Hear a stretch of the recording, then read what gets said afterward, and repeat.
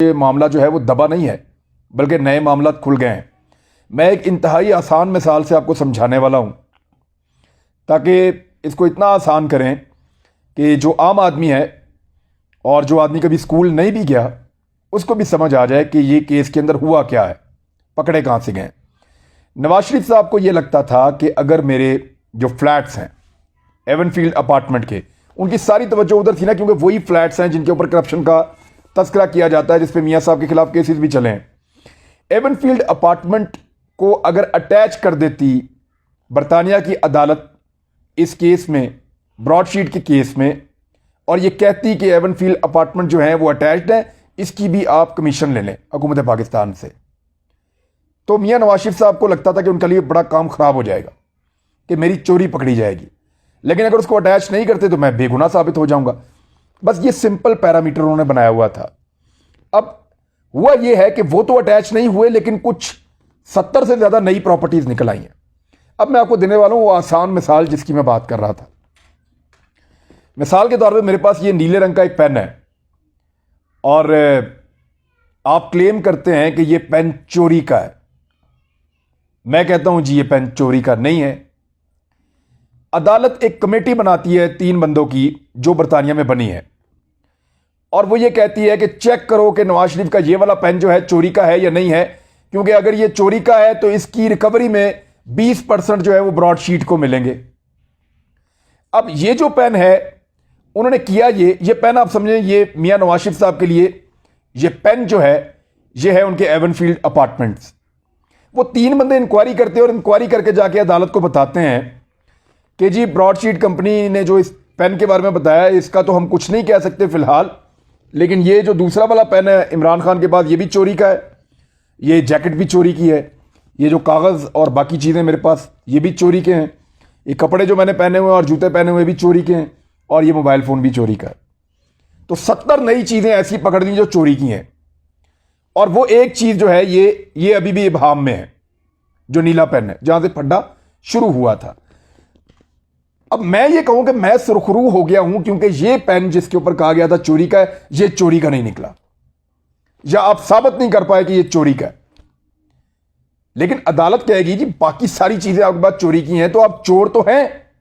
चाहे ये एक चीज है इसके ऊपर अगर अभी फैसला नहीं हो पाया, बाकी सारी चीजें तो चोरी की हैं।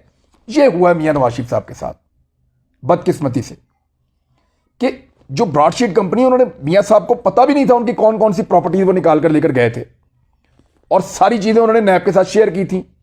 वो खुफिया इंफॉर्मेशन थी जब उन्होंने अपनी अदालत को दी कि जनाब मियां नवाज शरीफ साहब का ये सारा पुलंदा है और ये सारी प्रॉपर्टीज जो उन्होंने कभी भी बताई नहीं किसी को, हमने ये निकाली है खोज के, और ये नवाज शरीफ और उनकी फैमिली की है, तो आप इनको जो है वो हमें इसकी कमीशन लेके दें।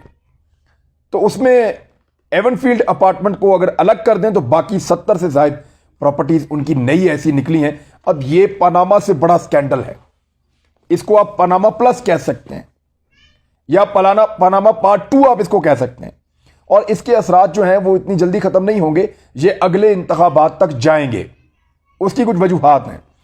देखें, जब पनामा पेपर्स का मामला हुआ था 2016 में हुआ था, 2.5 साल चला था, फिर मियां नवाज शरीफ साहब पे इसका बड़ा खौफनाक इंपैक्ट आया था। अब भी हुकूमत को आए हुए 2.5 साल हुए हैं, एक नया स्कैंडल आया जो पनामा से भी बड़ा है, ज्यादा प्रॉपर्टीज हैं, और इसमें सिर्फ ज्यादातर जो है वो शरीफ खानदान फंस गया है, ब्रॉडशीट स्कैंडल। तो इसमें प्रॉपर्टीज भी ज्यादा है, अमाउंट भी ज्यादा है, लोग भी ज्यादा हैं, और शरीफ खानदान के ऊपर एलिगेशन भी ज्यादा है, और बरतानवी अदालत का फैसला भी है, यह भी मोहर लग गई ऊपर से। तो यह ज्यादा बड़ा स्कैंडल बनेगा और आने वाले दिनों में शरीफ खानदान के लिए परेशानी पैदा होगी। अब वो शुरू में तो उन्होंने खुशी मनाई, उनको लगा कि हमारे हक में आ रही हैं चीजें, क्योंकि उसकी डिटेल में गए नहीं, उसको पढ़ा नहीं, उसकी तफसील में नहीं गए, और उसको डिटेल में पढ़े बगैर, कानूनी माहिरीन से मशवरा किए बगैर उसको अपनी फतह करार दे दिया। और ना सिर्फ फतह करार दिया बल्कि हमायती बन गए बरतानवी अदालत और ब्रॉडशीट कंपनी के, ये हमायती बन गए। इन्होंने कहा जी वो कंपनी को आपने पैसे देने थे हमें हमारी करप्शन ढूंढने के लिए, वो कंपनी ने कहा इनकी आज तक कोई करप्शन नहीं मिली, लिहाजा ये लोग बेगुनाह हैं और आप हमें कमीशन दें, हमने काम किया है। उसने कहा ये नहीं हुआ, कंपनी खुद बोली उन्होंने कहा आप करप्ट हैं, आपकी करप्शन हमें मिली, आपकी करप्शन हमारे पास मौजूद है, हमने अदालत में दी है और उसी की बुनियाद पे हम ये कमीशन ले रहे हैं।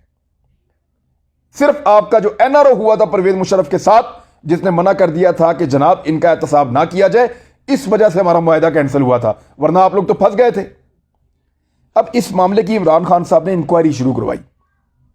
इंक्वायरी की जो टीम बनाई उन्होंने, उसमें जो सरबराही है वो सुप्रीम कोर्ट के रिटायर्ड जज जनाब जस्टिस अजमत सईद साहब को दी गई है। रिटायर्ड जस्टिस हैं, मगर अपोजिशन ने उन पर एतराज़ात उठा लिए हैं। ना सिर्फ खुद उठाए हैं बल्कि अपने सहाफ़ियों के जरिए से भी उठाएं। एतराज़ात बहुत सारे लोगों ने उठाए हैं। आबिद शेर अली साहब ने लिखा है कि ऐसी तकरीरी पर इमरान खान को शर्म आनी चाहिए, ये इंसाफ का कत्ल है, हम नहीं होने देंगे। शाहजेब खानज़ादा का एक प्रोग्राम का क्लिप है, वो बहुत वायरल कर रहे हैं। और फिर पंजाब असम्बली में करारदाद भी पेश की गई इस मामले पे। उमर चीमा ने जो है वो इसके ख़िलाफ़ ट्वीट किया है। इफ्तिखार अहमद साहब ने, जर्नलिस्ट हैं, उन्होंने इसके ख़िलाफ़ ट्वीट किया है। और इसके अलावा अंसार अब्बासी साहब, मियां नवाज शरीफ साहब के बड़े करीबी इनके ताल्लुकात हैं, इन्होंने भी ट्वीट किया इसके ख़िलाफ़। फिर फ़रतुल्लाह बाबर साहब जो पीपल्स पार्टी के हैं, उन्होंने ट्वीट किया। बीबीसी ने इस मामले को उठाया। फिर और कुछ बहुत सारे सहाफ़ी हैं, जाहिद गशकोरी है, हसनात मलिक है, तलत हुसैन साहब हैं, उन्होंने भी ये लिखा कि इनकी अजमतों की होशरबा दास्तानें खुलकर सामने आ जाएंगी। व्हाट्सएप, JIT, सिसिलियन माफिया, इनकी हमाकतों की कोई हद नहीं है। और ये तलत हुसैन साहब, फिर मतीउल्लाह जान, और उसके बाद अबसार आलम साहब जो पैमरा के चेयरमैन रहे, मियां नवाज शरीफ साहब के बड़े करीबी साथी हैं, जर्नलिस्ट भी हैं, मरीम नवाज साहिबा की गाड़ी में भी रहते हैं। और ये अबसार आलम साहब ने बड़ा सख्त एक ट्वीट किया। उन्होंने कहा जी फ़लाँ बंदों को भी आप बना दें, फिर अगर इन्हीं को बनाना है तो। मतीउल्लाह जान के 2 ट्वीट हैं और उसके बाद मुख्तलिफ खबरें छुपवाई गई हैं। बहरहाल PMNL पूरी की पूरी ये कह रही है कि जस्टिस अजमत सईद को ना बनाए या गलत किया बना के। 3 वजूहात हैं जो बताई गई हैं। मैं तीनों वजूहात आपके सामने रखता हूँ। नंबर 1, पनामा का फैसला जब मियां नवाज शरीफ साहब के खिलाफ हुआ तो जो बेंच था सुप्रीम कोर्ट का, उस बेंच के एक रुकन जस्टिस अजमत सईद साहब थे और उन्होंने, वो उन जजों में थे जिन्होंने नवाज शरीफ साहब के खिलाफ फैसला दिया था। तो अब ये लगता है कि ये क्योंकि नवाज शरीफ साहब के खिलाफ हैं और पनामा का फैसला भी इन्होंने दिया था और ये उन जजों में से है जिन पे नवाज शरीफ साहब तोहमतें लगाते रहे बाद में, तो इसलिए इनको कहा कि ये कंट्रोवर्शियल है। दूसरा नुक्ता, ये नैब के डिप्टी प्रोसिक्यूटर जनरल रहे उस दौर में जब ब्रॉडशीट के साथ नैब काम कर रहा था। जज बनने से पहले ये वकील थे। हमारे यहाँ पे ज़्यादातर वकील जज बनते हैं, बनते ही वकील हैं जज। और बतौर वकील ये डिप्टी अटॉर्नी जनरल रहे, प्रोसिक्यूटर जनरल रहे, डिप्टी प्रोसिक्यूटर जनरल नैब के। तो ये तो सारे वकला ऐसे ही काम करते हैं और मुख्तलिफ ओहदों पे भी रहते हैं, लेकिन जब वो जज बन जाते हैं तो फिर वो अपने आप को न्यूट्रल साबित करने की कोशिश करते हैं। तीसरा एक अहम नुक्ता उन्होंने ये उठाया कि शौकत खानम जो अस्पताल है उसका जो बोर्ड ऑफ गवर्नेंस है, ये उसके मेंबर भी हैं। अगर आप लिस्ट देखें शौकत खानम के जो BOGs की है, बोर्ड ऑफ गवर्नेंस की, तो आखिर में नाम आता है जस्टिस रिटायर अजमत सईद। तो ये अब ये 3 बड़े एतराज़ात उन्होंने लगाए हैं। नंबर 1, पनामा के फैसले में नवाज शरीफ के खिलाफ। नंबर 2, नैब के डिप्टी प्रोसिक्यूटर जनरल रह चुके हैं। नंबर 3, शौकत खानम के बोर्ड ऑफ गवर्नेंस के बंदे हैं। तो इमरान खान से ऑब्वियसली इनका अच्छा ताल्लुक है, या उनकी इनके बारे में अच्छी राय है, या एक दूसरे के बारे में इन दोनों की अच्छी राय है, तो इसलिए इनको बनाया गया है। अब आ जाए इस बात पे कि 3 बड़े एतराज़ात के बाद क्या हुकूमत को जस्टिस अजमत सईद साहब की सरबराही में ही ये कमेटी रहने देनी चाहिए? तो इसका बिल्कुल सीधा सीधा जवाब है कि इमरान खान साहब को बदल देना चाहिए। हालांकि ये उनका सवाबदीदी इख्तियार है, उन्होंने अपना हक और अपना इख्तियार इस्तेमाल किया है, जो मर्जी कमेटी वो बनाए। लेकिन इस तनकीद के बाद और इन 3 नुक्तों को उठाने के बाद प्राइम मिनिस्टर ऑफ पाकिस्तान को बदल देना चाहिए, ये बिल्कुल सीधा जवाब है। अब ये वज़ीर आज़म ने कमेटी बना दी, वो इसको बदल देंगे, तो क्या बदलने के बाद एक और सवाल ये पैदा होता है कि अपोजिशन तस्लीम कर लेगी कि आपने बदल दिया, दूसरा बंदा ले आए? तो इसका भी जवाब बिल्कुल उतना ही सीधा है कि फिर भी तस्लीम नहीं करेगी। यानी अगर आप किसी को भी जज को, या किसी भी रिटायर्ड जज को, या किसी भी काबिल एहतराम शख्सियत को आप लाएं और लाकर कहें कि जनाब आप ये इसका जो है वो फैसला करें, इसकी इंक्वायरी करें ब्रॉडशीट मैटर की, तो अपोजिशन बिल्कुल पसंद नहीं करेगी, क्योंकि अपोजिशन इसकी तहकीकात पसंद नहीं कर रही। शुरू में उन्होंने बगैर पढ़े इस मामले के ऊपर बढ़के मारी हैं। उनको लगा कि पाकिस्तान का मीडिया आज भी नहीं पढ़ता और ना हुकूमत पढ़ेगी, लेकिन यहां पे ट्रेंड बदल गए हैं। लोग चीज़ों को अब गहराई के साथ देखते हैं, उनको पढ़ते हैं, स्टडी करते हैं, उनमें से नुक्ते निकालते हैं और फिर सामने आते हैं। तो ये बड़ा लंबा चौड़ा फैसला है और भी बहुत सारे सवाल पैदा हो रहे हैं। उन सवाल के जवाब के लिए कमेटी बनाई इमरान खान ने। अपोजिशन चाहती ही नहीं कि यह कमेटी बने, खासतौर पर PMLN, क्योंकि अगर ये कमेटी बनी तो ये दूध का दूध और पानी का पानी कर देगी कि जनाब वो कौन कौन से बंदे हैं और वो कौन कौन सी प्रॉपर्टीज हैं जो ब्रॉडशीट ने पकड़ी और उसमें हकीकत कितनी है। क्या वाकई ये सारा वो पैसा है जो इन्होंने छुपाया हुआ था, और उस पैसे की रिकवरी इन्होंने जो ब्रॉडशीट ने तो ले ली है, तो पाकिस्तान को क्या मिला। और दूसरा, वो जो NRO हुआ था छुप छुपा के, परवेज मुशर्रफ साहब ने जो दिया था नवाज शरीफ साहब को, उनके हवारियों को, दूसरे साथियों को, काफ लीग को, और उस दौर के पीपल्स पार्टी पार्लियामेंटेरियन का जो एक अलग ग्रुप बना था उनको। तो ये जो सारा का सारा मुशर्रफ साहब ने NRO दिया था, NRO पहले वाला, 2 NRO हो चुके हैं अब तक। तो ये जो पहले वाला NRO था, इसके अंदर कौन कौन कसूरवार था और किस तरह ये हुआ था। कुछ ब्यूरोक्रेट फंसेंगे, कुछ सियासी जमातें फंसेंगी, कुछ नए केसेस खुलेंगे, नैब के नए केसेस बनेंगे और अपोजिशन ज्यादा बुरी हालत में चली जाएगी, ज्यादा बड़ी मुसीबत में फंस जाएगी अगर ये तहकीकात शुरू हुई तो। लिहाजा इसकी तहकीकात होनी ही नहीं चाहिए। और अगर आप माजी का रिकॉर्ड उठा के देखें अपोजिशन का या खासतौर पर नून लीग का, तो उनको जज से कोई गरज नहीं होता, फैसले से गरज होता है। फैसला हक में आए तो वो कहते हैं अदलिया का बोलबाला हो गया, अदलिया की आज़ादी कमाल है, अदलिया ने जो है वो इंसाफ का बोलबाला कर दिया और इन जजेस को हम सैल्यूट पेश करते हैं, फैसला अगर अपनी मर्जी के मुताबिक आए तो। लेकिन अगर फैसला मर्जी के मुताबिक ना आए तो वही जज, सेम जज, इनके लिए बहुत बुरा हो जाता है। ये फिर गाली भी देते हैं, बदतमीजी भी करते हैं, तौहीन अदालत भी करते हैं, धमकी भी देते हैं, नुकसान पहुंचाने की कोशिश भी करते हैं। तो ये ट्रैक रिकॉर्ड है। लिहाजा ये नहीं चाहेंगे कभी भी कि इनका किसी किस्म का भी कोई, मैं मिसाल आपको दे देता हूं। आपको याद होगा JIT बनने पे इन्होंने मिठाइयां बांटी, सबको पता था ये JIT बनी है, किसी मेंबर पे इन्होंने एतराज नहीं किया। लेकिन जब उन्होंने सचमुच तहकीकात शुरू कर दी तो फिर JIT को गालियां देना शुरू कर दी। सुप्रीम कोर्ट का बेंच बनने पर इन्होंने मिठाइयां बांटी, बड़े खुश हुए।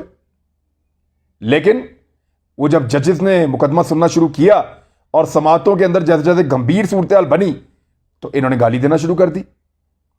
नैब को ये पहले कुछ नहीं कहते थे, लेकिन जब नैब ने प्रॉपर तहकीकात शुरू की तो नैब को भी गाली देना शुरू कर दी। तो मामला यह है कि जब आप तहकीक करेंगे और हकायक तक पहुंचने की कोशिश करेंगे, चोरी को पकड़ेंगे तो ये आपको गाली देंगे। हां, अगर आप मट्टी डालेंगे, मामला रफा दफा करेंगे तो ये फिर आपको कहेंगे कि हक और सच का बोलबाला हो रहा है, हम सुरखरू हो रहे हैं।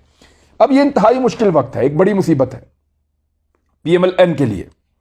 और इस बड़ी मुसीबत के वक्त, यानी PMLN के लिए बड़ी मुसीबत मैं कब कहता हूं, ये जो मैंने आपको नाम लिए ना सहाफ़ियों के, जब ये सहाफ़ी और इनके अलावा कुछ और सहाफ़ी भी हैं, या कुछ सोशल मीडिया के एक्टिविस्ट हैं, या कुछ खूनी लिबरल्स हैं, जब वो सारे मिल के इकट्ठे किसी एक मसले के ऊपर बोलना शुरू कर देना तो आप समझें कि नून लीग मुश्किल में आ गई। जब इकट्ठे मिलकर वो बोलना शुरू कर दे एक साथ, क्योंकि इनके ताल्लुकात बड़े गहरे हैं आपस में, नेक्सस बड़ा कमाल है। और कुछ का तो जाके मिलता है इवन श्रीवास्तव ग्रुप के साथ, इंडियन क्रॉनिकल्स, कुछ तो वहां जाके मिलते हैं। तो सबका अपना अपना मफाद है, लेकिन मिशन एक ही है, रियासत के साथ झगड़ा, रियासती इदारों के साथ झगड़ा और कमजोर बनाना। और PMLN क्योंकि इसमें अपनी हुकूमत ढूंढ रही है, अपनी बचत ढूंढ रही है, वो ये चाहती है कि उनको एक NRO मिले, लिहाजा वो भी इस लड़ाई का हिस्सा है। तो जब ये सारे सहाफ़ी एक साथ बोलें, या इनके कुछ और हवारी जिनका मैंने पहले आपको बताया, अगर वो एक साथ बोलें, एक साथ अटैक करें किसी एक मामले के ऊपर या एक शख्सियत के ऊपर, तो फिर आप समझ जाएं कि इस मामले में बहुत बड़ी मुसीबत है जो PMLN फेस कर रही है। और इस मुसीबत से निकलने का अब रास्ता कोई नहीं है, क्योंकि मेरी इंफॉर्मेशन के मुताबिक और जो मैंने उसको पढ़ा है और जो मैंने समझा है इस केस को, ये एक एवनफील्ड अपार्टमेंट से निकल के मामला बहुत दूर तक चला गया है। अब एक प्रॉपर्टी नहीं है, 2 प्रॉपर्टीज नहीं है, 70 से ज्यादा प्रॉपर्टीज और 70 से ज्यादा मुसीबतें हैं। किस किस का जवाब देंगे? अभी तक जो चीजें आई उनका जवाब तो दे नहीं पाए, तो मुस्तकबिल में कैसे जवाब देंगे, ये सवाल अब PMLN के सामने खड़ा है। इमरान खान साहब को चाहिए कि वो फौरी तौर पे तब्दील करें कमेटी को, क्योंकि देखें जिनकी इंक्वायरी हो रही है उनका हक बनता है कि वो तब्दीली करवाएं, कमेटी को तब्दील करें। लेकिन मैं आपको गारंटी करता हूं कि कोई भी कमेटी बनेगी अपोजिशन मुतमईन नहीं होगी, क्योंकि वो ये चाहते हैं कि ये तहकीकात हों ही ना। अब तक के लिए इतने ही, अपना ख्याल रखिएगा, अपने इस चैनल का भी। अल्लाह हाफ़िज़।